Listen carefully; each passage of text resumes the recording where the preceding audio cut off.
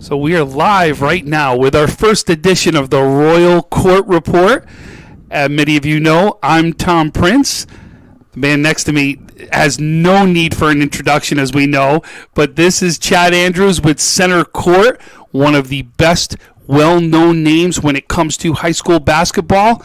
And we're really going to go through today kind of like in essence, a overall look of every single division that's out there in basketball. And this will be a weekly show that we're going to start doing moving forward. We're going to air it on Tuesdays at 9 o'clock moving forward. The reason we chose 9 o'clock is because most of the basketball games will be finished at that point. So hopefully people can either tune in on the bus rides home, or, of course, if they're already at home, they'll be able to easily access the show here moving forward. But listen, Chad, this is going to be a lot of fun. We're going to get a chance to really talk some basketball.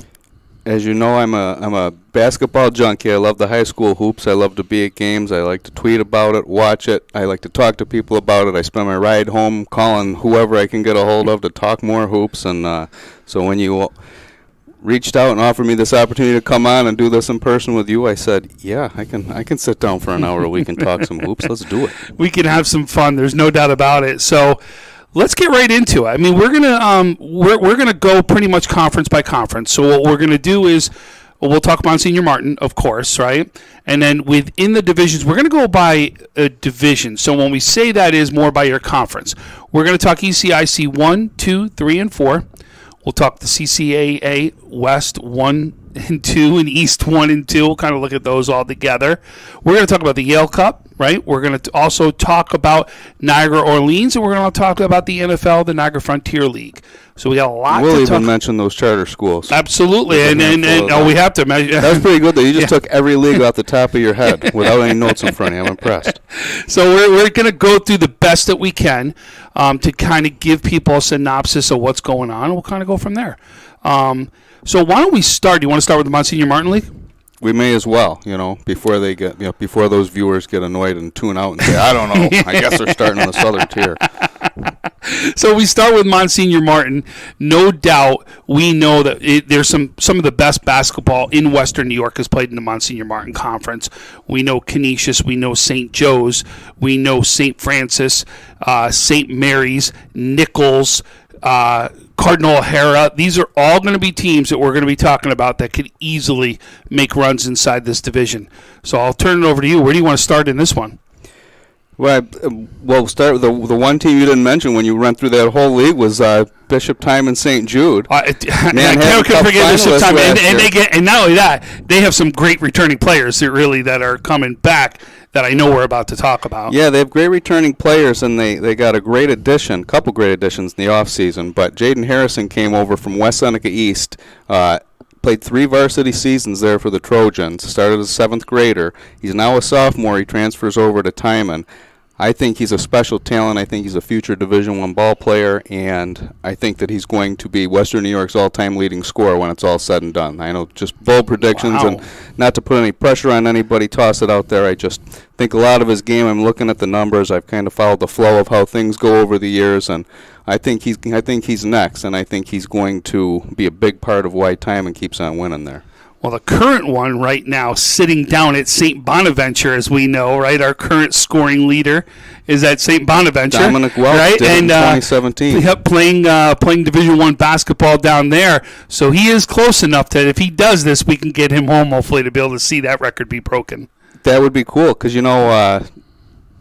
Richie Campbell was around when Dom broke the record. He was there at Buff State when it happened. I actually got a picture of the two of them early in the season. So maybe in a couple of years, if it really looks like Jayden is closing in on that, we can do the same. Now, do the same thing. And you never know. Somebody else could break it before Jayden breaks it. Jalen Bradbury had he was within shouting distance during his career at one point too. So it's neat. It's something to look at. But also waiting there at Timon when Jayden Harrison came over was Kevin Thompson, who came back last year. Now Kevin Thompson, excellent ball player. He just picked up a offer from Duville. They're Division II. So there's 2 standouts right away, and then they brought in Malachi Parker, and Jacob Humphrey transferred from Cheektowaga. Robert Carlock's back, so they've got some players there. Coach Jason Rowe, an assistant coach now, Howard Washington, former Division I player at Syracuse, standout at Canisius. So that's what Timon's got to look forward to this year. And no doubt, listen, we've always seen Timon put out great teams when it comes to the basketball court. No doubt that Coach Rowe will have this team ready. Great coach, has not only done it in now with Bishop Timon, he's done it all over the AAU circuit, as we know. And no doubt this is going to be a great team to watch. Absolutely. Last year, the Manhattan Cup champion from last year, the defending champion who knocked off Timon in the championship game, St. Joe's, they bring back Justin Glover, who was a first-team All-Centercourt selection last year, and Solomon Jackson. He was an honorable mention last year. Watch out for Solomon Jackson this year. He's going to do big things. Listen, I've already been talking about this kid for a couple of years now. I've got a chance to actually coach Solomon on the baseball side of the spectrum, right? This kid's an athlete, no doubt about it. He's going to put it down, and he can knock it down from three. And he's somebody that if you're going to give him room either where, he'll knock it down to three. You come up, and he's going to go right around you, put it down, and he'll be part of the boom group, no doubt about it. Yeah, there's no doubt about it. He's gotten real bouncy. You know, I watched him. I don't know if it was his first high school dunk, but in the Manhattan Cup championship game, he stole one at half court and went in and just pounded it. And his dad came up and took about 4 steps onto the court celebrating, and it blew the roof off the gym last year. It was a pretty cool moment. His dad, one of the nicest men I know, really is. Yeah, phenomenal man, really is. What a great family. You know, obviously Canisius. Everyone knows Big Bag Canisius and the Monsignor Martin. They don't need a whole lot of introduction. They have Declan Ryan, who's back, who is going to be a problem for everybody that faces Canisius.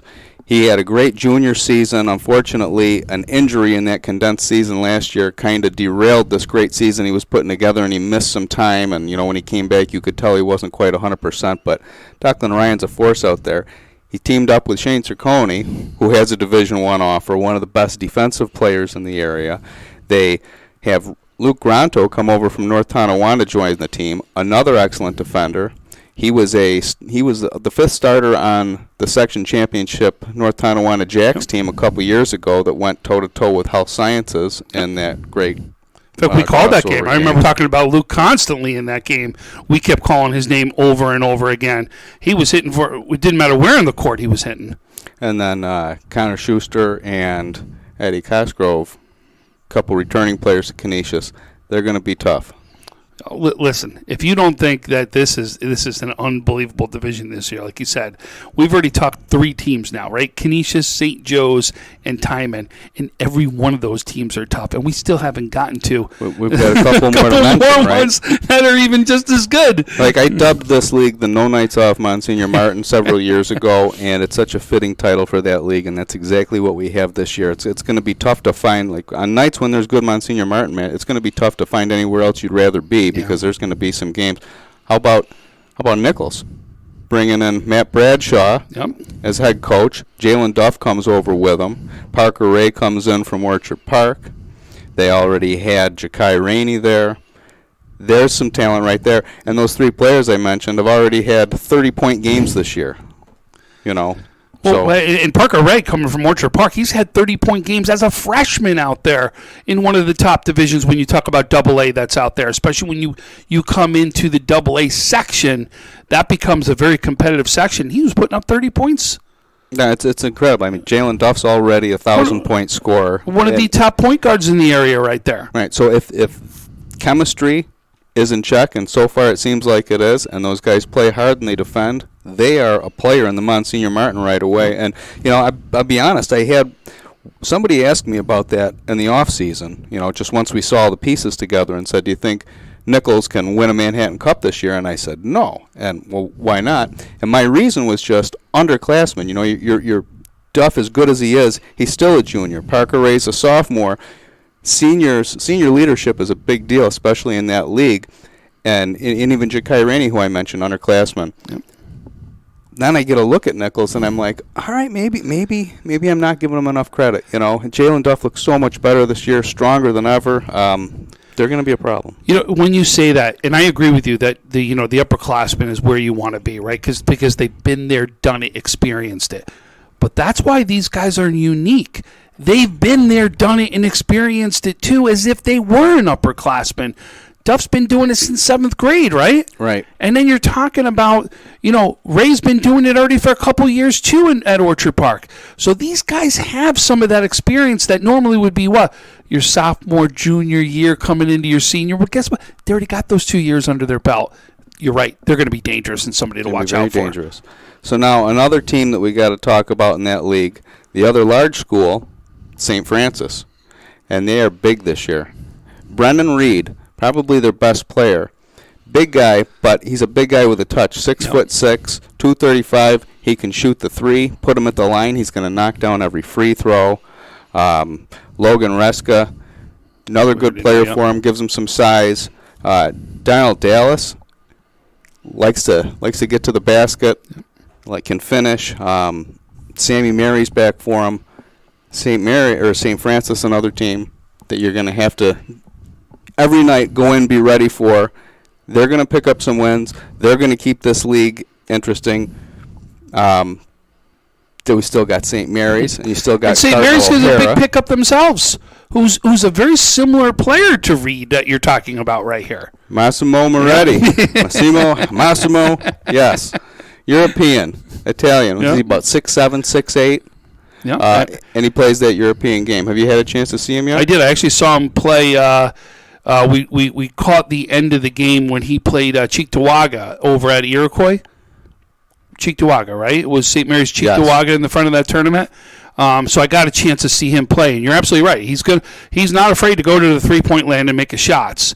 But when needed, he went down and banged down low. So he's going to be a very interesting guard for somebody to be able to guard him. Because if you have a big on him and he could take that big out of the paint, watch out, it could turn into a guard game because you really are going to pull some bigs out there, right? Right. Or if you decide to go small on him, he will go down low and play big, and he actually played big some points in that game against Cheektowaga with some nice putbacks, nice rebounds, nice turnaround jumper right at the rim. So he's going to be an interesting guard as far as when I say guarding. He's going to be very interesting to see what he brings to the whole Monsignor Martin division this year. Yeah, he's absolutely going to dictate matchups and how you guard St. Mary's. And they've got a lot of talent around him, a lot of similar talent on their team, but guys who can hit the three, guys who can show and get to the basket, get him the ball. They play good defense. Just the way they come out, Modi Cox, one of their assistant coaches, you can see his influence just on the way that team defends. Ryan Gallo, the new head coach there. So, and then the last team we got to get through is Cardinal O'Hara. Got to talk about the Hawks. And they've come out this year and played every game so far with just 5 players. And they're still being competitive. But 2 of the players they got back are multiple-year starters, Chris Wright and Kean Clark. Yep. So 2 not only top players in the Monsignor Martin division even. We've called them for years right now. Right. So there's the 7 teams in the Monsignor Martin. They've all played some games already. They're all good teams. Every single one of them is a good team. It's just a matter of who's really going to separate themselves. It's going to be a lot of fun. And then the way the Manhattan Cup goes this year, it's one tournament. We're going to have one Manhattan Cup winner. And then, you know how the postseason goes for the B schools now? They're going to a knockout tournament where it's, I guess the easiest way to explain it is if you reach the Manhattan Cup championship game, you're in a win-or-go-home scenario at that point. You either win the Manhattan Cup and your season continues, you lose the Manhattan Cup. This is if you're a Class B school and your season would end. But if you lose before that Manhattan Cup final, you enter a knockout tournament. So it'll be interesting to see, which Class B team goes, and if any of them strategically say, well, we think we could win a state championship, but I don't know if we could win the Manhattan Cup today. How teams are going to handle that. But it could come into that division. It be all about matchups, right? It really could be matchups, could be the difference of how that division actually shakes out in the end. Yeah. Especially with some of the bigs that we're talking about, some of the guard play that we're talking about. It's going to be fun. It really is. It's going to be a fun year, no doubt about it. So before we go to a break, why don't we do the ECIC 1? We'll skip right over into the Section 6 right now. We'll go right to ECIC 1. Now, for those of you who don't realize, so there's an ECIC 1 division, and then there's the Double A, which is in essence in Section 6. That's your top conference as far as large schools goes. But ECIC 1, how that division is actually made up this year, it's made up of not only Double A schools, but it's also made up of A schools, as we know about. So the makeup of ECIC 1 this year is Lancaster, Clarence, Frontier, Hamburg, Jamestown, Orchard Park, West Seneca West, Will North. And your Class A ones out of that group are West Seneca West and Hamburg. The rest of the teams you mentioned are all double A's. There's only 7 double A's this year. But and listen, we're going to be talking about, not that I want to go to another sport, but football, which we've already seen the drop in double A's. We're going to see even more next year. Only 5 schools are going to be sitting at the double A spot. So you wonder is when this actually breaks down and happens also in basketball or some of the other sports. But, like you talked about, Frontier is an A in football. Clarence will be an A in football. Hamburg is. Jamestown is. West Seneca West is. And Will North is. Mm-hmm. They're all dropping as far as lower schools. So just to give you an example is it doesn't stay the same from sport to sport, so it will change. So it's something that you've got to be cognizant of. But let's hop in right now to ECIC 1. You got to talk right now. You got to start out with Lancaster right now as the last time we've seen a champ at Buff State. Is that the best way to put that? They are the defending Buff State AA champions. Right? They are. And then, so why don't we start there with Lancaster? So the great thing going for Lancaster is that they've got Joe Harrington back. Yes. So Joe Harrington was a big piece of that championship team from 2 years ago that you're referring to. Missed last season with an injury. He's back this year, and he's a difference maker. He's a great player. So and he's got his brother on the team with him this year. That's going to be the key to Lancaster's success is how he continues to progress, how that team looks. Early season loss they took to Amherst at home, and then another team in their league visited Amherst the other night and beat them, another team in that league, Orchard Park Quakers. And I know that's a team you know pretty well. Yeah, well, listen, I know all these teams very well, right, because I've just seen them so many times. But, it will be very interesting with Lancaster. No doubt the Harrington brothers are going to have something to say here. And then you've also got to remember is they've got a big center coming in, a junior, Mazer, 6'8", right? What impact will a 6'8" player have as he gets more acclimated to the Lancaster system, right? You hope to see that's a player that you're going to see a little bit more and more of. Because when you match up, which is coming up very closely, when you match up to Orchard Park, you've got to have some sort of a matchup with Joba underneath, right? Seth Joba is going to be a kid we're going to be talking about with Orchard Park. And again, these bigs that we don't see a lot of throughout Western New York, right? We've kind of sprinkled them in when you think about the entire landscape of Western New York basketball. When you've got this, you've got to be able to know how to capitalize it and use it as an advantage for you out there on the court. Right. So absolutely, you said it. Like you said, Lancaster got wins right now. They're 2-1 early on in the season with 77-38 win over West, a 54-24 win over Depew, and a loss of 56-40 to Amherst. Since you brought up Orchard Park, let's go right down to Orchard Park, who's only had one game so far. And it was a non-league game that we saw against Amherst. Yeah, it was a game that I popped in and watched the other night, and it was like one of those eye-popping moments for me. My takeaway was like, okay, what was the pandemic effect on me? It was Seth Joba. I didn't realize just how good Seth Joba was. I knew he was good. He's gotten better, or maybe I was just sleeping on him something, but he's got me wide awake after what I saw in Amherst the other night. He's pretty legit. And like you said, sometimes the underclassmen, because it was underclassmen obviously coming into this year, sometimes fall through the cracks unless it's somebody that has just absolutely dominated out there from time to time, or is on that team that has dominated, really, that's been able to stand up. So Orchard Park, as we've seen over the last couple of years, really starting to make a statement in basketball and really getting themselves back on the map in basketball. And no doubt Coach Franco over at Orchard Park has done a fantastic job of really turning around this basketball program and really starting to see leaps and bounds come from it. And you've got a big win right here over Amherst. You go into division next. You've got Lancaster as your next game. This is your first real test this year. And they're really going to be led also not only by Joe, but where obviously the ball's going to go through him, right? He better get a touch as they come down the court. But you got some other players here. You got, Ccaa West, who's been a part of this program since he was young, right? Right. He's been a part of this program since he was a freshman that was out there. So he knows how to win. He knows the success. He knows Coach Franco's system. There's no doubt this is a player who we've already seen come off the football field, was phenomenal on the football field, and he's going to do and use that athletic ability that he has on that basketball court, and we're going to see some big things come out of him. And then don't forget, you got Dylan Evans right out there also, who's going to make an absolute play right there as far as where he's going to have an impact on this team.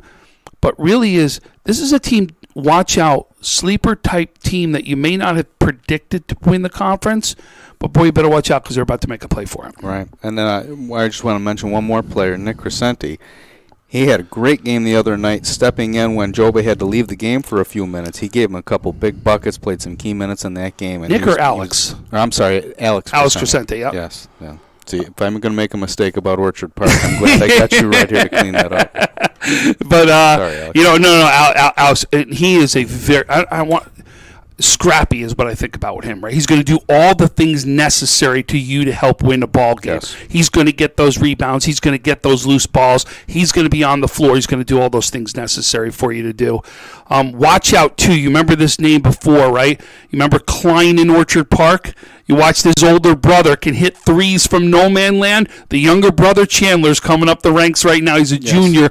Watch out. Could shoot like his brother. Watch out. He could also have a big impact on this team. Reuben Owens, assistant coach at Amherst. He is now the head coach of Ecic West. There's a new coaching change. The team that won that league last year, and it's the team that I picked to win the league again this year, a team that you've got to be pretty familiar with from the football season, the Jamestown Red Raiders. The only thing I'll tell you that shocked me about the Jamestown team is one of the players they're going to lose, and that is Jalen Butera. Except he's back. I just talked to him the other day. He said he wasn't going to play, so he is going to play now. He is going to play now. He is going to play. He wasn't on Jamestown's roster to start the season. Okay. And I found out the other night that he's listed. He had a change of heart, and he decided to play some basketball. And I don't know if you read my rankings every week that I put out, but I put Jamestown out, and what I wrote under the Jamestown line was I haven't even seen him play a game yet, and I already like him better this week than I did last week. And I wrote that because of the Jalen Butera information I got. He's going to make a big difference for him. Listen, what an athlete. Listen, I don't care whether it's track. I don't care whether it's football. I don't care whether it's basketball. He's a kid watch out for. I saw him at the Conley Cup, and I said to him right at the Conley Cup after he had won, I go, oh, don't worry. I can't wait to see you on the basketball court. And he looked at me and goes, I'm not playing basketball. And I go, really? So you're playing basketball. I am going to get a chance to interview, and I can't wait because this kid's phenomenal, folks. He really is an athlete, can score, knows how to get to the rim, right? And not only that, does all the other things necessary, right? He knows how to win, period. Yes. And I'll tell you, if you've got to travel down to Jamestown, be ready because there's no doubt this is a team. And then, Drake's another one who could play basketball. We know his dad is the coach right there as well as the athletic director. I will say this too, and I don't know if I've said this enough. One of the best basketball venues in Western New York is Jamestown. Oh, the MAC. Yep. Oh, it's awesome. Love that.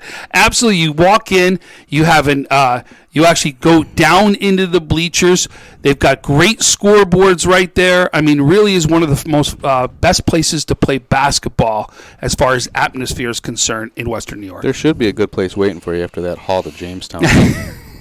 Which there is. They got your Farmer back. Oh, Farmer, another one, right? And there's your big, right? There's that big that we were talking about. There's a big with some real height to play next to Butera, who's a lot of muscle and a lot of athleticism inside. You got Drake hitting shots. And guess what this team has? I don't know if you remember these names from several years back, but this team now has next generation Butts and Page. Not next generation, but, some more Butts and Page coming in. We've got Bishop, Butts, and we've got Sean Page. So, yeah, unbelievable. Like I said, this team, no doubt, will be a team that you reckon with. And when you got a kid, too, like Trey Drake, that can also lead the way from that point guard position, right? Because he can play point, he can play guard. He'll be all over the place. But you just talked about 3 players going inside and out. I'm telling you, this is going to be a great team to watch. yes. So any other teams there that you want to talk about? We didn't talk about Clarence, Frontier, or Will North. Yeah, or Hamburg, sorry. Yeah, so I think the first team I want to mention is just Hamburg because they joined that division. They come up from ECIC 2 after winning ECIC 2 last year. They also went on and won Class A1, so they're defending sectional champions. They have 4 starters back from last year's team, and they would have had 5 starters back, but one of them got hurt. So they still bring back 4 starters. They're going to be a very good team. They bring back what I thought were their 2 best players, Benjamin Bills and Adam Cha-Cha. There's more size, more big guys. We're actually not hurting for big guys in Western New York this year. John Reinholtz, I gave him Coach of the Year last year. He does so much with that team. Was just talking to someone, they say, like, he's coaching every possession, every cut, everything, the zone. They're a zone team. They're a good zone team, using that size. So they come in, and it's going to be interesting to see how they handle the competition of ECIC 1 because that's like, we mentioned at the top, all the double A's, all the big boys, some good teams up in that league. Yeah, no doubt. And then, listen, a team that's always in the mix all along, Will North is always in the mix when it comes to basketball. Yeah, Will North is just they're always a relevant basketball program. Yep. Some years they're extremely relevant, some years, but they're always good. Chuck Swirsky does a great job with that program. They've been doing good to start the year again. Noah Port came and joined the team from St. Joe's. He's going to be a good senior for him. Yeah, don't sleep on Will North. And listen, that's one thing when it comes to basketball. You never want to sleep. They're 2-1 early on. They took on Wilson, 59-34, beat Hutch Tech in a 1-point game, 59-58, and then loss was to St. Mary's, which we've already talked about as a really good team, and lost that one 59-50. And then you got Clarence, which, again, another big school, especially when you talk about any sport, but in basketball, no doubt also. So they've got the Whites, Garrett and Grayson White. They've got Jake Metzger, Jake Stevens, Cole Brinkenhoff. So a lot of the football players. Right. Who's the football players that could go play basketball? It's always nice to have your crossover. I like crossover athletes. I mean, just look at between White and Raymond alone, right? There's 2 big players right there that you're going to see. But this team will be another team that you're going to need to deal with out there, no doubt about it. And then the last team that we didn't talk about yet was Frontier. So Frontier I've gotten to see already this year. Brady Gleason's a guy who stood out to me from that team. I think he's a senior, a smart player, shoots the ball well. I watched Frontier play at Bennett or at McKinley, but they played against Bennett over the weekend, and they really put it on them. Now Bennett was missing a couple of players who played football with him who haven't come back to the team yet. One of them being Rashard Perry, so they were missing a little size inside. But another team, a well-coached team. Tim Foley does a nice job with that group. So yeah, you've got that whole league. You really don't have a bad team in that league. Agree. Someone's gonna, not have as good of a record as somebody else, but all solid teams in that league. Yep, agree. Which is why it's one of the top leagues. And but the only difference is there will be a break-off, like we talked about. Some will go into this AA section, some will go into the A section. And we'll talk more about that as the season goes on. It's a lot like the Monsignor Martin, where you've got your 7 teams who play against each other all season, and then they move to a postseason tournament. ECIC one's a lot like that too, except the only team that's joining the group is Niagara Falls joins it, and Ccaa West and Hamburg. Yep. They moved to the A1 tournament for the postseason, but it's pretty much that same league, and we'll add Niagara Falls to the mix and play a postseason tournament. And then the A gets really difference because that's where more teams will come in from the other divisions too. So, right. But that's right now so far as we've talked about. We've gone through Monsignor Martin as well as ECIC 1. Let's take a quick break, and we'll come back as we go through more divisions here in Western New York basketball. When it's time to sell your home, start with a visit to howardhanna.com, ranked the #1 real estate site for sellers. A few clicks will show you the sales price you can expect for your home. We can get you the most money in the quickest amount of time because we know where the local buyers are and how to reach them. So if it's time to sell your home, visit howardhanna.com today, and we'll match you with a local Howard Hanna agent to sell your home fast. I love being home.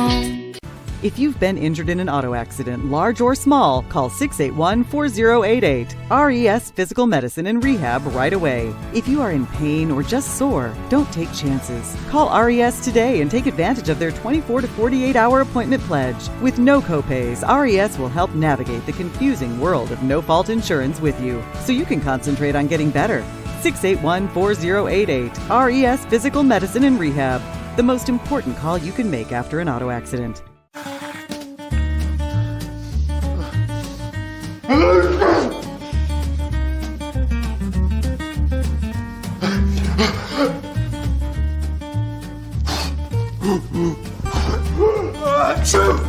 Avoiding care can lead to worse problems. Don't delay care. We're here for you. Western New York Immediate Care provides quick, quality care for non-emergent injuries and illnesses. Go to wnyImmediatecare.com for more information.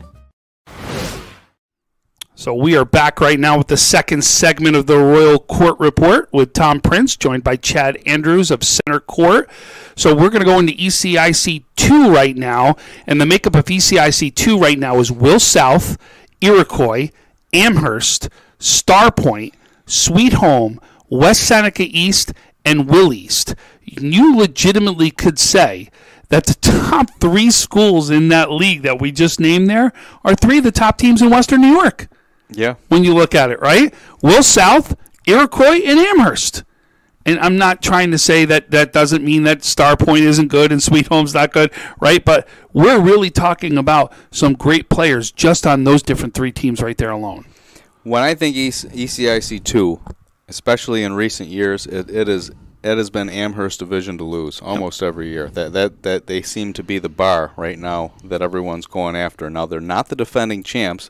The defending champs are Hamburg, but Hamburg has departed for ECIC 1. So that Amherst is the team that I'm picking to win that league, and someone's got to knock them off and prove me wrong. And the team that they bring back is outstanding. I would say led by Nick Moore, but there's players all over the place on this team. And the more I watch them, the more I'm just starting to see more and more talent that they have. Amir Dunn is somebody who really just kind of jumped off the page at me the other night. Now, he's only a sophomore there, but he has an all-around game. He's doing everything for him. They have Teddy Mcduffie, who is just such an athlete, and he's got a great motor on him. If there's a rebound to grab, he's going to grab it. Give him any space in the open court, he's going to put on a show for you. Josh Bagaria, nice little shooter, nice defender, moves the ball well for him offensively. Gary Johnson hasn't played yet, but if he sees the floor for Amherst this year, I've seen him. I've seen him on the bench with the team. I haven't seen him in any games yet. There's a lot of talent there, I always say I always say it to myself, I guess, because we haven't done a lot of these shows. But when I'm going to pronounce names that I've never had to pronounce, I see them, I tweet them, but I don't have to say them. So I'm always afraid to pronounce a name and think, boy, if I butcher this one, I guess I'll hear about it. But Bo Habil, senior for Amherst. I just love the minutes he gives him. I love the energy he gives him. He just seems like a great teammate. Yep, no, this Amherst team is legit, and I agree with you on everything you said right there. And the 2 other teams in Will South and Iroquois, they've played each other already. Yes. And it played a phenomenal game right there. In fact, if I'm correct, it was a 1-point game, if I'm correct, right? A low-scoring 1-point game. I think it was 54-53. Yep. and it was Nico DiGiulio banks a three-pointer for the win as time expires. So that's a thrilling win. Someone sent me video of that. Marco Polo sent me video of that, so I got to put that up. Nico DiGiulio coming back over from St. Joe's where he was last year, that's a nice return because I think he started for him. He definitely played some minutes for South in the past, and now he's back there as a junior, and you can see that his game's come quite a way since he was last Billy, and he's going to be a good one for him. This league has Iroquois join the league. They weren't in it last year, and with Iroquois joining the league means the reigning ECIC Player of the Year, Trey Kleitz, now in ECIC 2, along with the reigning ECIC 2 Player of the Year, Max Schneider, who was a first-team All-Centercourt player last year. Yep. So there's a little star power in that league. Oh, no doubt about it. And there's, like I said, there's athletes all over the place, right? Even at Will South, Christian Dewar is another one that we talk about. Just an athlete out there that's out there on the court that we've been talking about on the football field, bringing it over to the basketball court. Just one athlete after another. But like you said over there, Will East, no doubt, has got a top player in this league that we're going to be talking about, that we're going to see. In fact, we'll make sure we cover one of his games too, because he's something to watch. And D.R. Fleming, he's a player worth mentioning from Sweet Home, also in that league. Yep. Yeah, I mean, this is another really tough division that we're going to see game in and game out, where we're going to see something. And, early on, what we say, Will East 3-1 this year. Iroquois 2 losses. We've already talked about one of them, the Will South. Their other loss was the St. Mary's loss. Am I correct? Yeah, they lost to St. Mary's in their tournament. Iroquois, yes. Yeah, yep. So again, 2 losses that though are you get right now, at least playing up in one of them with St. Mary's, and then you've got a chance here to play Will South in a phenomenal game. So we're going to see a lot more there. Will East 3-1 right now. Their only loss was to Nichols, 83-63, but beat Clarence in a 1-point game, so went up in division right there. Yep. And then Middle Early College beat them in a game too right there. So no doubt Will East is going to be right there in the mix of things too, and Amherst is 3-1 themselves. Their only loss comes to Orchard Park, which we already talked about, playing up division right there. So what's helping Will East this year is the growth and how much his game has come along. Dorian Fasten. There's a football name I'm sure you heard. Yep. Great athlete, and his basketball game has taken another step. They also have a sophomore, Mason Evans, who I watched pop off some three-pointers the other night. So, they lost some seniors, but they've got star power and Max. They've got Fasten coming along. They're a zone team, so they got a big game coming up on Friday night at Amherst. And that will be a tall tale of both teams early on where they stand early in the year. So let's go off right now to ECIC Division 3, where we've got Depew, Cheektowaga, East Aurora, Lakeshore, Maryvale, Pioneer, and Springville. Not a lot of league games early on. You've got Depew and Cheektowaga with 1-0 records. You got Lakeshore and Springville both 0-1. And then early on, Depew, Cheektowaga, and Maryvale are all 2-1 right now inside division. Pioneer 3-2 overall. And these are overall, not necessarily what's in their division. Depew is always a team that we know is going to be a tough team, is going to be at the top of the division. Cheektowaga is a very young team. In fact, out of the entire starters, I want to say the stat that was given to us was only, out of all the starters, they only had 7 total games experience at the varsity level coming into this season. Yeah, Cheektowaga, so they're defending league champ. Yep. They're defending section champ. They won Class A2 last year. Pat Cullinan had his mic drop moment, won a section championship, and said, "I'm done. Thank you, Warriors." Pat's a good friend. So new coach is Demario Rhodes. He's been with that program. He was with the JV team. So Demario takes over. Cheektowaga did. They had a couple seniors that graduated. They had someone transfer to health sciences. They had a couple transfer to Timon. So it's like you said, they're really kind of just starting over with some brand new players, but they'll be all right. They'll be all right. Very young. We saw them. Got a chance to see them. Their loss was the St. Mary's of Lancaster. We saw that, which was a tough first go around for them. But you know who I liked when I saw Cheektowaga was Eric Bailey. Yep. Number Absolutely. 22 guard. Yep. Junior. I think he's going to be a nice player for him. Yeah, like I said, they're real young. They've got 3 seniors on this team, period, on the overall team. And you've got 1, 2, 3, 4, 5, 6, 7 juniors, a sophomore, and a freshman. I'll tell you, this is a team, as we talk to Coach, will get better and better, and the year comes on and they start getting some games under their belt. Watch out for Cheektowaga. So I mentioned Cheektowaga as the defending champ. The team that I predicted in my preview to win the league this year was Pioneer. They have a nice player in Josiah Jarasinski. So I picked them to win it. It's a shot in the dark. That's definitely me just shooting with my back to the basket. It could be Maryville. It could be East Aurora. It could be Depew, who you mentioned. Maybe Cheektowaga, shocks us and wins with their limited talent. That was a tough league for me to pick a winner in because I didn't have a real firm grasp on it. Springville, they're a defending league champ, but they're coming up from ECIC4 and joining the league, and Tonawanda, who was in the league last year, drops down. Yeah, right now their 2 losses. Pioneer come to Iroquois and Allegheny Limestone. Lost to Allegheny Limestone by 10, 46-36. Lost to Iroquois 72-34. Their 3 wins so far against Global Concepts by 1, 50-49. Holland 63-49 and Franklinville 71-54. Those are the scores right there so far for Pioneer. Maryville, no doubt, great coach right there, and Ryan Moore too. And he always has his team ready. He'll be right in the mix.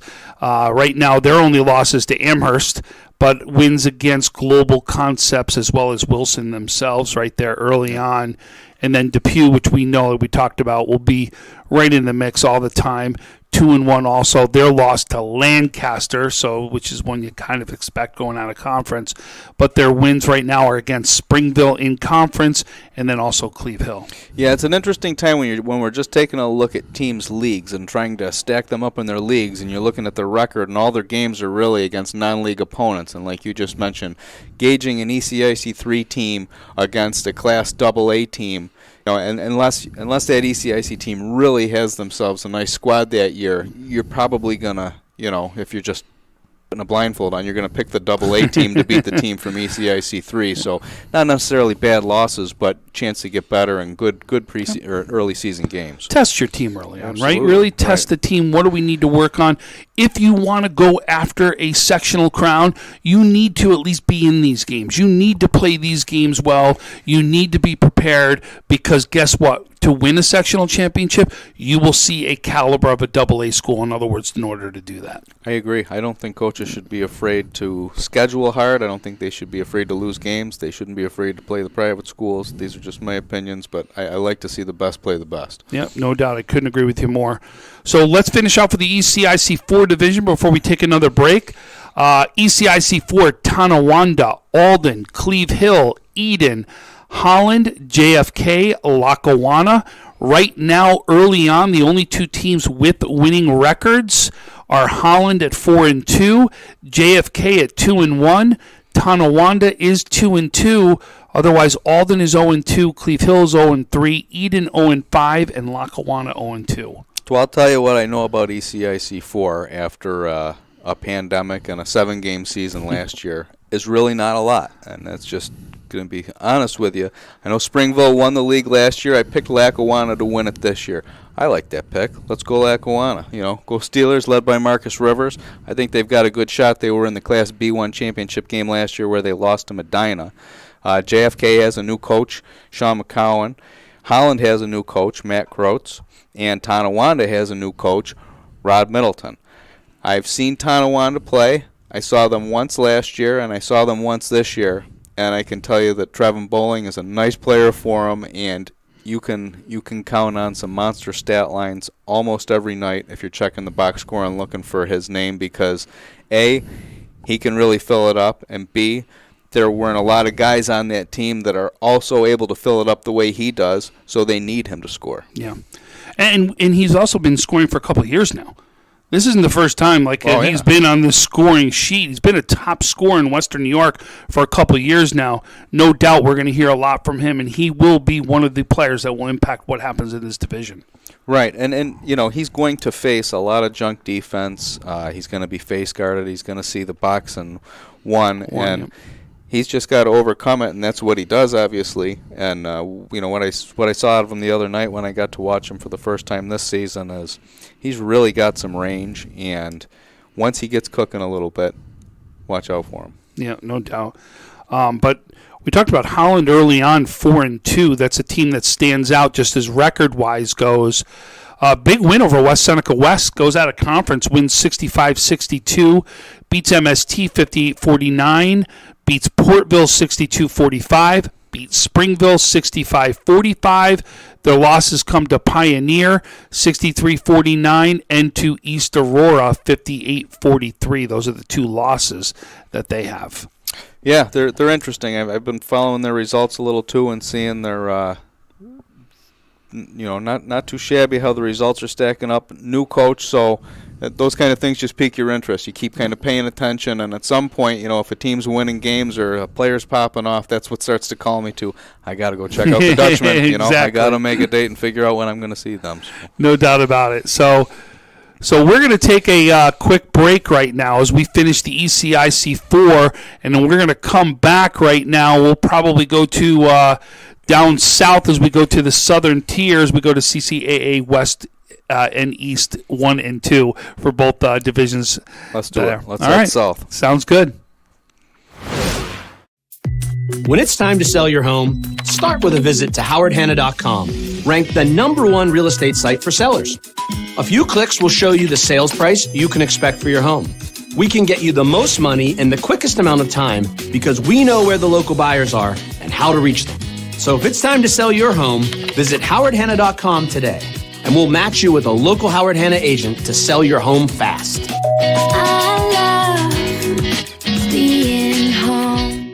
If you've been injured in an auto accident, large or small, call 681-4088. RES Physical Medicine and Rehab right away. If you are in pain or just sore, don't take chances. Call RES today and take advantage of their 24 to 48-hour appointment pledge. With no copays, RES will help navigate the confusing world of no-fault insurance with you, so you can concentrate on getting better. 681-4088. RES Physical Medicine and Rehab. The most important call you can make after an auto accident.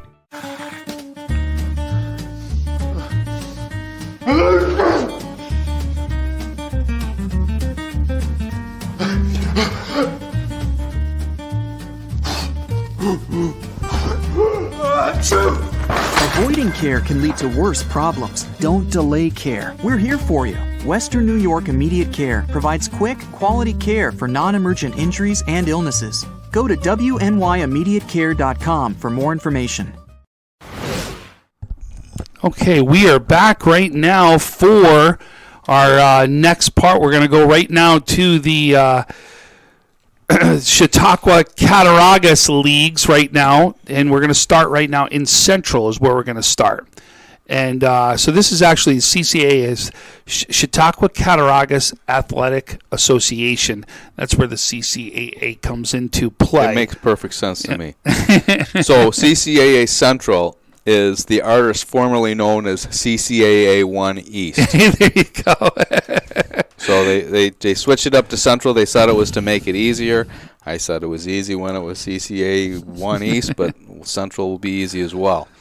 And we were talking during the break, about who the team is to beat in CCAA Central, and we were looking at records and stuff, and I said, to me, the team to beat is Randolph. They're the defending champs, and I think they're going to be the champs again.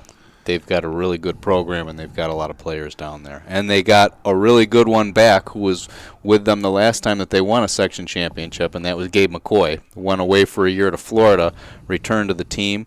There's another Hind on that team, Tyler's younger brother. So Drew's there. He's a freshman. He's going to have himself a nice season. Randolph is the team that I'm picking to win that league. Yeah, I mean, and young too, right? You're talking about only two seniors in McCoy and Birch. Otherwise, you've got all underclassmen right here. This is a team that's going to be good for a couple of years. Right. Carson Connolly and Jayden Huntington are a couple juniors to watch out for on that team. One of their wins early season was over Southwestern, and it was at their gym. Randolph's not an easy place to play. Southwestern went in and pushed them, almost took them. It was a very close game. And the other teams inside that division, Cassadaga Valley, Frewsburg, Gowanda, Maple Grove, Portville, Randolph we just named, and Silver Creek. And right now the only other team with a winning record, nobody's played in conference yet. So the only other team with a winning record at this point is Silver Creek. They are 4-1.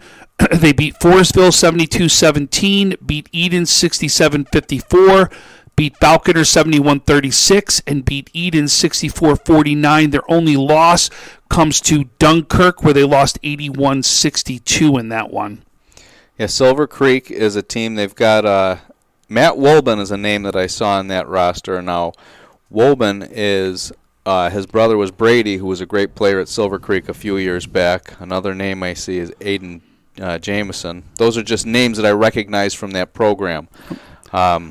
Ray Cortez is another name that's one of their big scorers for the season so far. Okay, and he's only a sophomore, so that's good for the future for the Black Knights. That league loses Chautauqua Lake, who was in it last year, so they've switched leagues, but they gained Maple Grove and Cassadaga Valley, so they're now a 7-team league from a 6-team league. New coaches in that league, Greg Frank is the coach of Cassadaga Valley, and Josh Brooks takes over at Portville. So, and then the only other team right now with a 500 record is Maple Grove. That's in there. They're 2-2, and their only 2 losses come to the same team. Their 2 losses come to Clymer. Yeah, well, Clymer was a section champion last year, and they're off to a very good start again. So, maybe not bad losses for Maple Grove.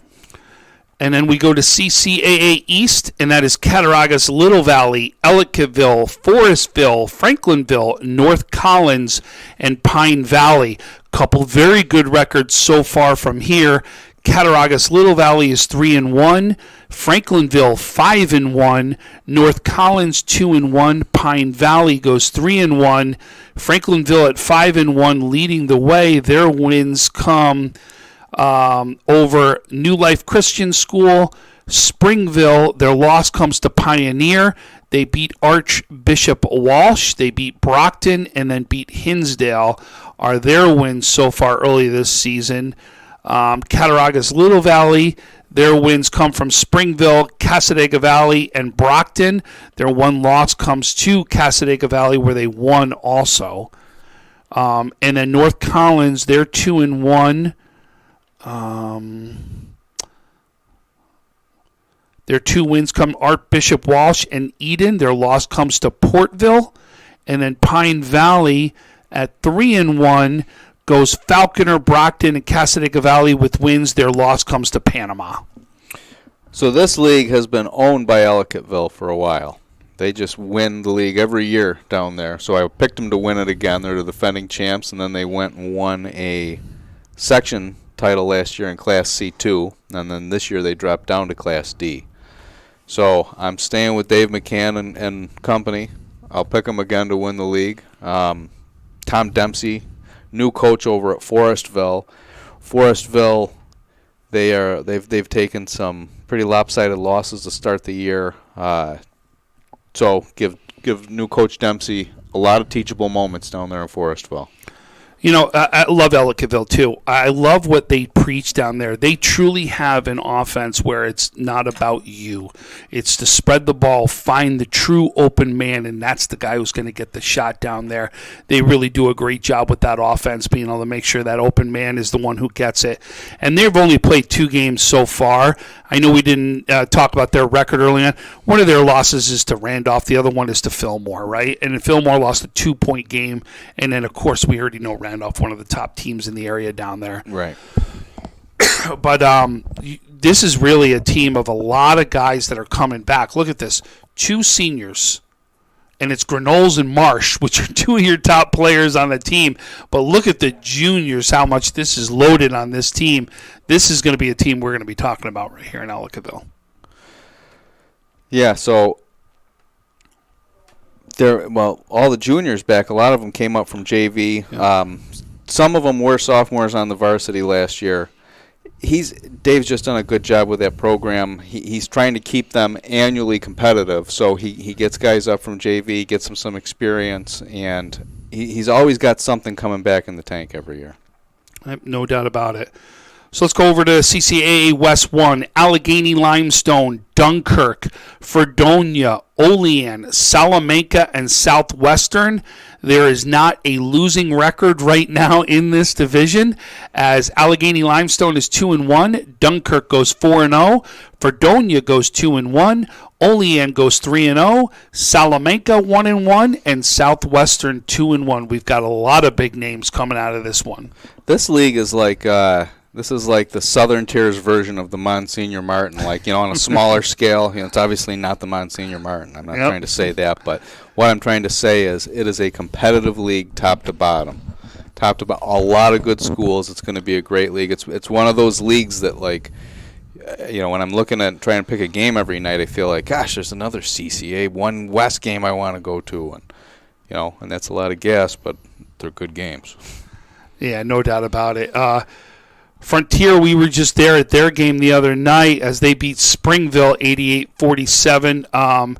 Their only loss comes to St. Mary's of Lancaster right there, which we already know is a really good team. Fredonia, yeah. Yeah, absolutely. And you're pretty much seeing early on, led by Whitfield, which we already know Nick Whitfield, their quarterback, is also going to be their top scorer right now on the basketball court. He missed his junior season. Yeah. He missed his junior basketball season, so back from injury, it's nice to see him back out there. Very athletic, very bouncy kid. Oh, listen, this kid could another one, a boom guy, no doubt about it, right? Easy, yeah. Ethan Fry is another one on this team. Watch out for. A nice player for him. He's absolutely a kid that we're gonna be talking about out there at the same time. Olean is a team, listen, I don't care what it is. Year after year, they're going to be standing right there in the mix of it. They're led early on by Zion James, as well as Jack DeRose are their two players to watch out for in that team. Yeah, and Camden McLean's back. He was a nice player for him last year. They are also defending league champs, and I have them pegged to do it again because it's tough to pick against Olean. I don't care what the sport is. You are hard pressed to ever pick against them. Really are. Allegheny Limestone early on 2-1 in that one. Allegheny Limestone's got Tyler Curran, who is he's a coach's son. His brother Casey was a heck of a player, and Tyler's one of the best players in the Southern Tier. Very good. And then he's got a nice team around him. Allegheny Limestone is going to be tough. They'll be very tough this year. As like I said, that whole league will be. Salamanca is another tough team from that league. Salamanca has a player, Lucas Brown. If you haven't heard of Lucas Brown, he's only a sophomore. Just he's got a gift, He's got the basketball gift, and just one of those great all-around kids. One of the kids you're rooting for.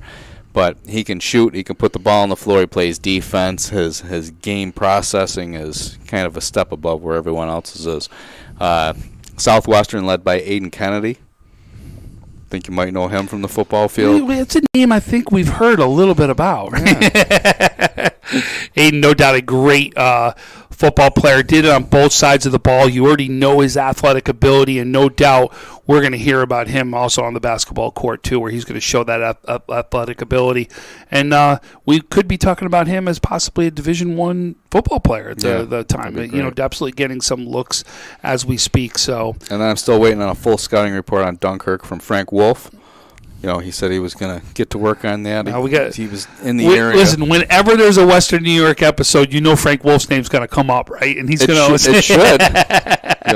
He's the founding father. Absolutely, that's exactly why. So, and then the last one. Let's go into CCAA West 2, which is the last one. It is made up of Sherman, Falconer, Brockton, Chautauqua Lake, Clymer, Panama, and Westfield.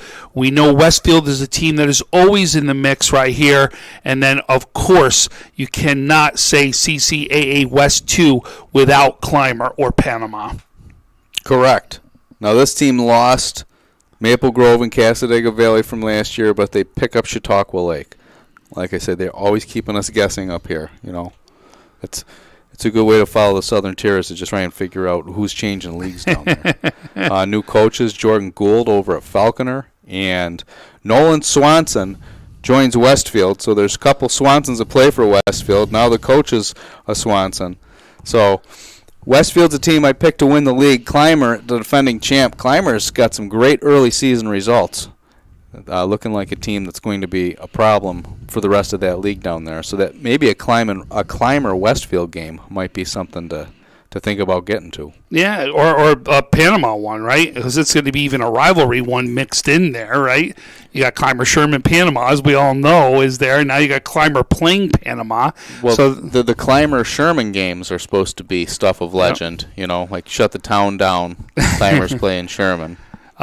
Clymer's wins went, their wins so far, their 3 wins go 71-37 over at Maple Grove, 73-66 over Maple Grove, and 70-59 over Frewsburg. Those are their 3 wins right there early on. And as far as points, Blake Kopta right now, 16 points a game. Austin White at 18 points a game. And Micah Wilnick at 13.3 points a game. They're the top 3 out there that you're talking about scoring-wise for Clymer. There it is. So that's really, and then Panama too. We'll take a quick look at them before we take another quick break. 4 wins, beats Pine Valley, Cassadaga Valley, Forestville, and Cassadaga Valley again. They're led by their scoring of Carter Brink at 18.5 points early on this game. And then Bryce Hinsdale, we know that name very well, at 11.5 points. And Tate Catanese at 11 points per game. So 3 scorers right there that are scoring in double digits for that Panama team. No doubt, again, will be a team that we're going to be talking about. Isn't it great how the names just keep coming through these different programs, Yeah, and we talked about also Hinsdale. He's a freshman. Right. He's a freshman out there doing it. He's acting like he's an upperclassman out here the way he's been. We talked about him in the football field, what he's doing. Now he's also producing on the basketball court as a freshman. It's really cool when you see these young ones produce like that because I got 4 years to enjoy it. There you go. So we're going to take another quick break. As we go back, we're going to finish up with the Niagara Orleans, Niagara Frontier League, and as well as the Charter Buffalo teams schools and the Buffalo Cup. teams. Yep, so we'll go there. So we're going to take a quick break. We'll be back in a few. When it's time to sell your home, start with a visit to howardhanna.com, ranked the #1 real estate site for sellers. A few clicks will show you the sales price you can expect for your home. We can get you the most money in the quickest amount of time because we know where the local buyers are and how to reach them. So if it's time to sell your home, visit howardhanna.com today, and we'll match you with a local Howard Hanna agent to sell your home fast. I love being home.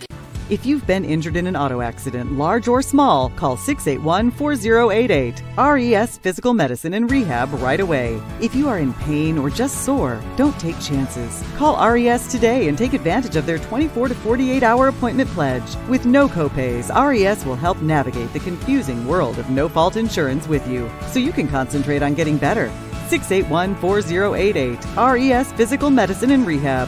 The most important call you can make after an auto accident.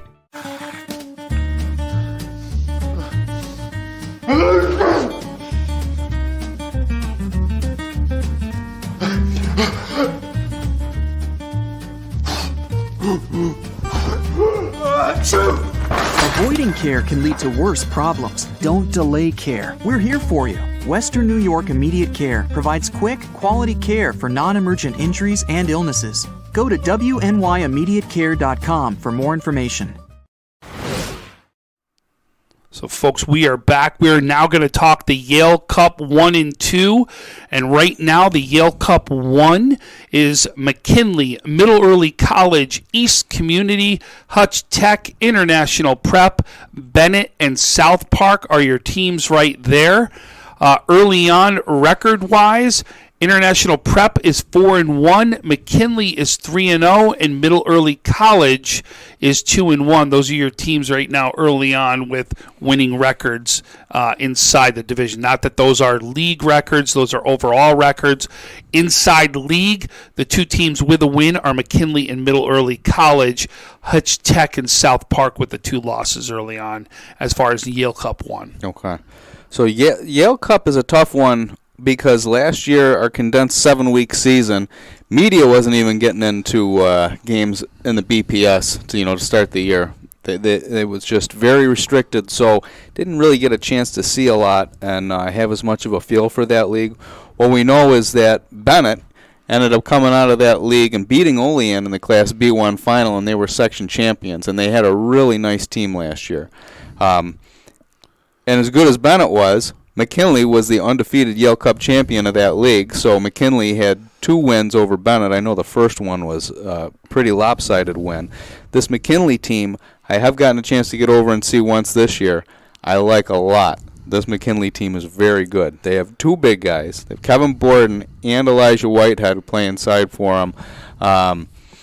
They have Jahud Martin is back. Nice all-around player for them. They have a couple guards who are really good. One of them who's been putting up some great stat lines, St. John Beasley. Watch out for this kid. He can pop some shots, and that's exactly what he did in the fourth quarter of the McKinley Tapestry game. Hit 3 big threes in a row and kind of sparked a victory for him. A player in that league that I got to mention is TJ Jacobs because of the highlight videos I see on him. I saw him last year in a sectional game in a quarterfinal over at Hamburg. He's pretty legitimate. He's got a college basketball body, and I know they really like him in that program. And I'll tell you, the McKinley team, 4 guys that are double digits scoring already early on this season. So that you've got a starting 5 that's going to be able to score. Right. Any guy on there, right? You've got Coleman at 17. Borden, you talked about at 16. Beasley, you talked about at 15 and change. And then Martin, that you also talked about at 10. 4 guys that can score on that team. They're going to be a tough team to beat. That's what I'm saying. And what I'm telling you, they have 2 big guys. But I mean, Borden is really big. And then Elijah Whitehead's big, but he's super athletic and jumps. The guard play, Martin at the forward. They've got pieces all around. We know that Zaire Dorsey is one of the best coaches. I think McKinley's going to be a tough team in A1 and a tough team in that league again. McKinley's a tough team year after year, right? I mean, they're always a tough team when it comes to the basketball court. So no doubt we're going to see them in the mix right here. But then we go over to the Yale Cup 2. We've got Burgard, Olmsted, Riverside Academy, Buffalo Arts, City Honors, Emerson, and MST. And early on, Riverside 5-0, Olmsted 4-0, Burgard 3-1. There are your 3 teams that got winning records early on. They're also the same teams that have a 1-0 record inside the conference. Yeah, so Riverside, the defending league champs, they're back. They made it to a section championship last year. I think they should win that league again because they have a 1-2 punch in Bryant Rosa and Dame Maku, and those 2 kids can really play. Rosa, 4 of his 5 games this season, over 30 points. Oh, wow. I mean, he's a player. He's really a player, a lefty, shoots the heck out of the ball, and Dane just grabs every rebound that comes near him. He's averaging over 13 rebounds. 4 of his 5 games have been double-digit rebound games. It's really a tough 1-2 combo to account for, and they're pretty dialed in the way they play. Olmsted, I went over and watched Olmsted for a little bit last night.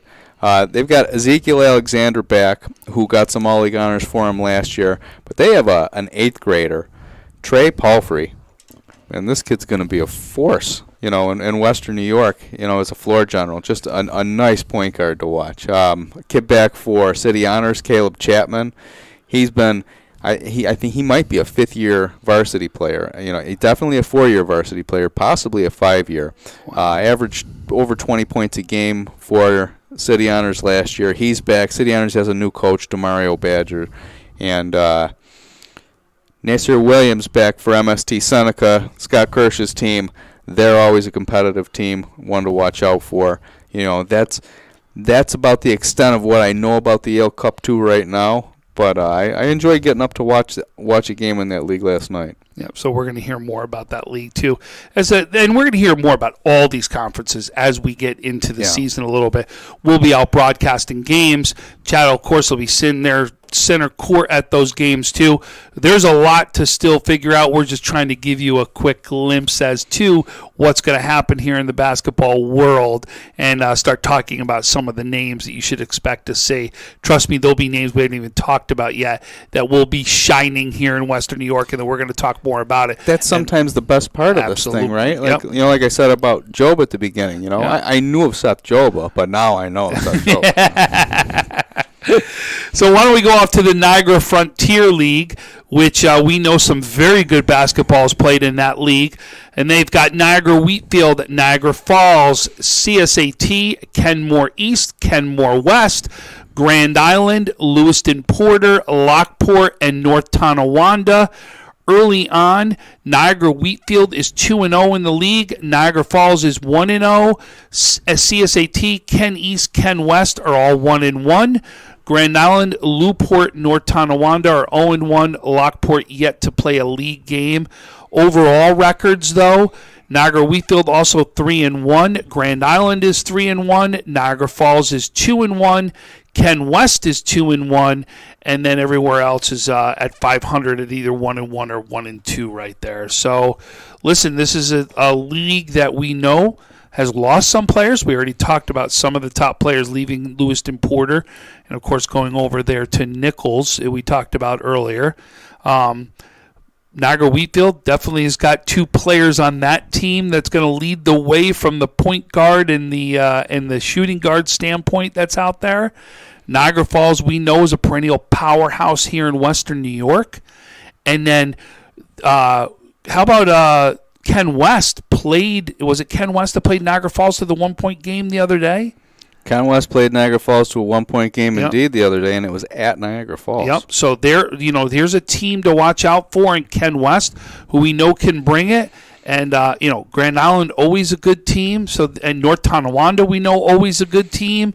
So a big division. What do you want to talk about in this division? Well, Niagara Falls, the defending league champ, the defending Class AA champions. The biggest thing for Niagara Falls is the loss of Jalen Bradbury, and that's a big one. He was the player of the year last year, and he was fantastic for them. But Niagara Falls is still good. They've got players across the board. When you watch them, they don't seem to have like a weak position on the floor. They play so hard. Carlos Bradbury really is doing a nice job with that program. Even though he's a Miami Dolphins fan, right? I didn't know that. You gotta Carlos, I gotta throw a shout out to you, boy. I feel you do follow because he is a diehard. He is a diehard Miami fan, and I'll tell you, he does not go with the Bills. He is solely a Miami fan. Carlos, I give you tons of credit. You stick with your team, my Carlos, friend. I want to know how that's working for you. He's going to tell you really good. I'll tell you that. But on a serious note, you're absolutely right. What Coach has done over there, though, Coach Bradbury's done for Niagara Falls, has been phenomenal. He's got those kids ready to play. And what I also like that I'm seeing him do, he's going into the JV. He's going into the lower ranks, making sure those kids are ready to come up and play in that program. It's a program is what he's trying to develop, and I agree with you on that 100%. Don McKenzie, very good player for Niagara Falls. Rod Brown came over from Sweet Home, and he's been a nice little spark for the Wolverines early on. They have a young player, Nick Estelle, who I think is just going to continue to get better and better and better for Niagara Falls. Keep an eye out for him. There's one more player for Niagara Falls that I want to mention. Rod Brown? I mentioned Rod Brown. Then it would be Dominic McKenzie. Devon Wade. Devon Wade, the minutes he's given them inside, he's just very consistent on the boards with the putbacks. Watch out for Niagara Falls. Now, I think I picked them to win AA. I know I picked them to win their league. And like you were mentioning some of the other teams, like Niagara Wheatfield, they've got their studs back, T.J. Robinson and Xander Fletcher. Yep. But I think that they return 4 or 5 starters from last year. if I'm looking at the roster again, Sean Watson, he started for them last year as a freshman. Thomas Jesse started for him. He's back. And Wyatt Cooper. They have 5 starters back at Niagara Wheatfield. So that's a team that's going to be a problem. CSAT, they refer to the Big Three. They've got Greg Sanders, Jordan Bynes, and there's one more on the Big Three for CSAT. And that third one, Nate Parker. Nate Parker, who's the team's leading scorer. And then Ken West, Mario Smith, Sean Hargrave. They've got a really good shooter there, and I can't remember his name at Ken West. I gotta look it up so I make sure I say it. Oh, ZZ, Zachary Zayats. Yep. He can knock down some threes. So there's 3 players at Ken West. Just those 4 teams at the top: Niagara Falls, Niagara Wheatfield, Ken West, CSAT. They all have multiple players, and you mentioned Niagara Wheatfield. They lost Luke Ronto. They have Patrick McNeil back. It's the Ryan Mountain. North Tonawanda. Excuse me, yes. North Tonawanda. Yeah. They got Pat McNeil back. They've got Coach Ryan Mountain the NT way. They will make things brutal on teams. Agreed. I'll tell you, here's a player that you just mentioned his name that I want to see him step up, that he could absolutely be a premier player in Western New York.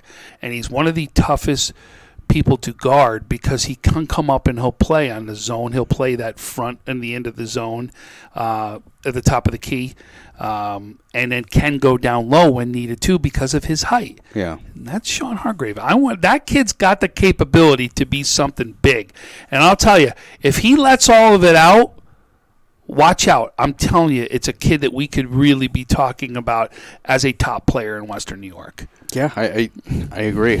I've seen Sean Hargrave have some real moments in games, and I think that's what we need from Sean is consistent motor, consistent performance. Dedicate yourself to that program. He could really be something special. No doubt. And I've seen him play enough that no doubt he is somebody that we're going to be watching now early on, already over 18 points a game early on. We'll see exactly how he finishes this one out, especially when he plays some of the the premier teams that are out there. But you played one of them in Niagara Falls, and you brought your team right to the brink. So absolutely. No doubt Absolutely. you already got something you're showing right there. Very good sign of things to come. Yep. So there's our Niagara Frontier. Let's go over to the Niagara Orleans League, where we've got Akron, Albion, Barker, Medina, Newfane, Roy Hart, and Wilson. There hasn't been a game inside the league yet. The only team with a winning record right now is Akron at 3-1. Newfane is 2-2. But Akron early on at 3-1, their only loss comes to Londonville outside of the area by 3 points. They beat Alden 40-36, beat Cleve Hill 38-36, and beat JFK 46-43.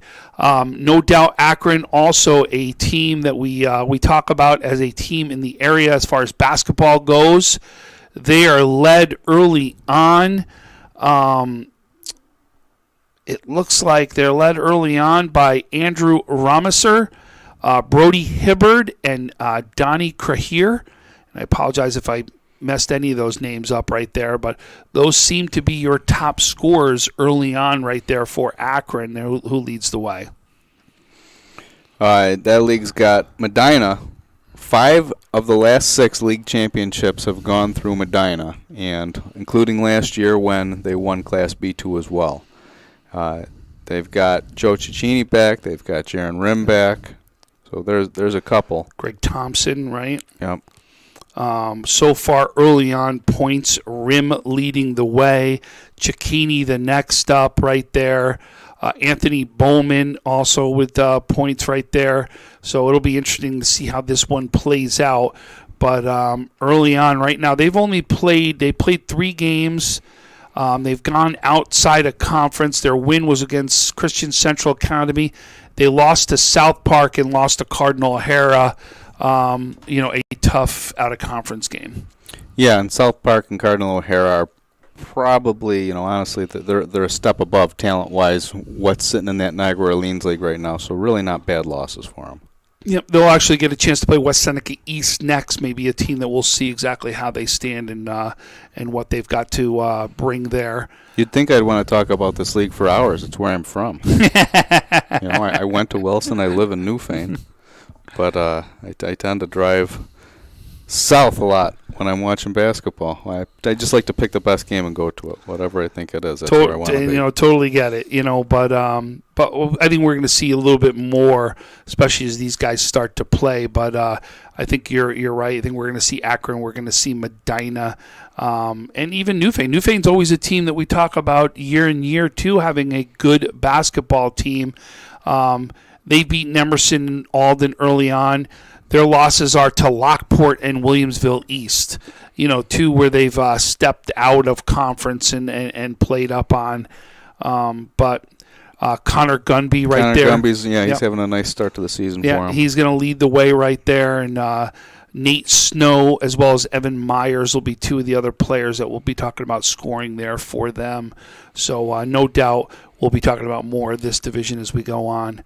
So really, just to finish it off right now is your independents. Yeah, the charter teams, Yep. and there's just a handful of them. You got Health Sciences and Tapestry, who two of the top teams in the area. Period. Everybody knows about Health Sciences and Tapestry in the basketball world. And then you've got Global Sciences, BASCS, which is the Buffalo Academy of Science charter school, and then WNY Maritime. Those are your five. Maritime has a new coach, Donwan Tyson. Buffalo Science has Chris Castleberry coming in as the new head coach. Global Concepts didn't play last year. They were one of the teams that didn't participate in that short little season. Health Sciences and Tapestry. So the charter ranks have really been kind of owned by Health Sciences the last few years, until last year, and they split last year. And Tapestry got a big win over Health Sciences. The game was played at Park, so I know that was a big deal. And those games are so well attended. A Health Science Tapestry game, it's unbelievable. You and I both been to one. We know exactly what it's going to be like. A couple of years ago, when they would play at they played their games at Villa Maria, and it just jam-packed, sold out, like people outside trying to beg their way in and tell them, I know this person and I'm a who's who and you got to let me in. It's a big ticket. It's a big deal. Health Sciences, they had some people show up at the school this year, and they're going to be a good team. So Tyreek Hopkins came over. Would you expect Ty Parker to not have a good team that's out there? No, I don't. I always expect him to have a good team. Kydale Staten came from Cheektowaga, and Jimmy Green came over from Cardinal O'Hara. So there's three good basketball players that joined an already good program. Health Sciences they're big across the board. They kind of got that Bennett look to them, where it's like, is this a football team? Yeah, big guys, like a lot of 6 foot and above and a lot of broad shoulders that could jump through the gym. Yeah, right. That's a difference. They jump through the gym, is what it is. Unbelievable athletic ability right there. I'd add one other team to that would be Park, is who I would add to it, because we got no other place really to put them. But is an independent really out there? No, they're not independent anymore. They're in the IAC. So if we're going to talk Park, we got to talk New Life Christian. We have to talk Falk. We got to get into the Gao School, CCA. So it's fair enough. Do you separate Park out of that league and bring them in, or do you say, well, for right now you're in that league and we're either going to cover the league or we're not? It's a conundrum I find myself in, because Park they've been a lot of fun for me since 2014. No doubt. A lot of good basketball teams, a lot of good players. I will say about Park, I know that Chase Welch is there. He was a good sophomore for him last year. I've seen some results that he's having a heck of a season. I know his brother's coaching the team, and for the Park School, I'd really just love to see him come back to the Monsignor Martin. I wish they never would have left. So hopefully they come back in, because they do put out a good product over there. Before we wrap this up, when we were on these charters, I gotta say, Romeo Bell and Lamar Matthews over at Tapestry, that duo has been fantastic to watch early on. Romeo Bell was somebody, he's a 4-year player for Tapestry, and I remember when he was a sophomore, he didn't always make the pass he should have made. And last year I went and watched him play, and he was passing it so much better, and I told him after a game that I saw him play, like, it's the best I've ever seen you play, because you're just playing basketball. Now when I go and watch the games this year, it's like it's all of that to another level. He is playing the game so well.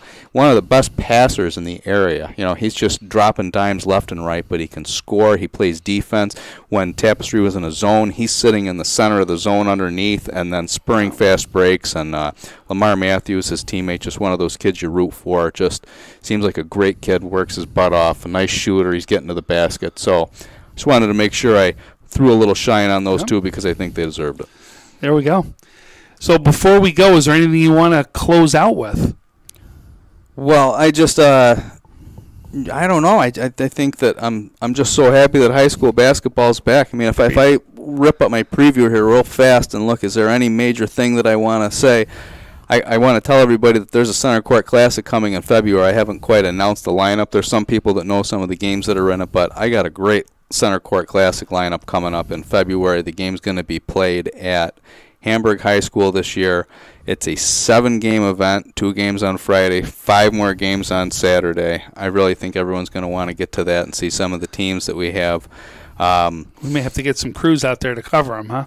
I think it would be appropriate. I think right. they were there a couple years ago and they did a good job. Yep. So, yeah, I think we should get them back there again. I think in closing, for me, what I'd like to just mention my friend Larry Reagan, hoopster. He was somebody that when I was first getting into high school basketball, I met, and he taught me so much. His son, Will Reagan, played at Nichols back in the day, but he was somebody who really enjoyed every ounce of coverage that you gave to high school basketball, and it just, the area lost a good one when they lost him, and probably a lot of people don't know him, but I know everybody that knows of him, appreciates hearing about him, and it was a tough loss for everyone. Yeah, no doubt. So moving forward, we're gonna air our show Tuesday nights at 9 p.m. This was more we did just as a a preseason preview or an early season preview in essence, that we're doing this one on a Thursday. But moving forward, we're going to do these Tuesdays. They'll air Tuesday nights at 9 p.m. And we're going to give you guys a snapshot of what's happened that week and then also what to look for during the week. We'll tell you a little bit about the games we're going to be at too, what we're going to see, but we'll be able to go through some of the highlights that we've seen during the week and be able to really talk about some of the players, some of the highlights, some of the big things that are happening in Western New York high school basketball. Awesome. So listen, thanks again for joining us. I'm Tom Prince. I'm joined by Chad Andrews of Centercourt. Thank you for joining us from the Royal Court Report. That was a name that Chad came up with, which Royalty, I absolutely Tom love. Prince, But again, hey, thanks for joining us. Have a great night, everybody, and we can't wait to talk basketball for the winter season. When you're ready to buy a home, start your search at howardhanna.com. You'll be the first to see new listings, find similar properties, and connect with a local Howard Hanna agent.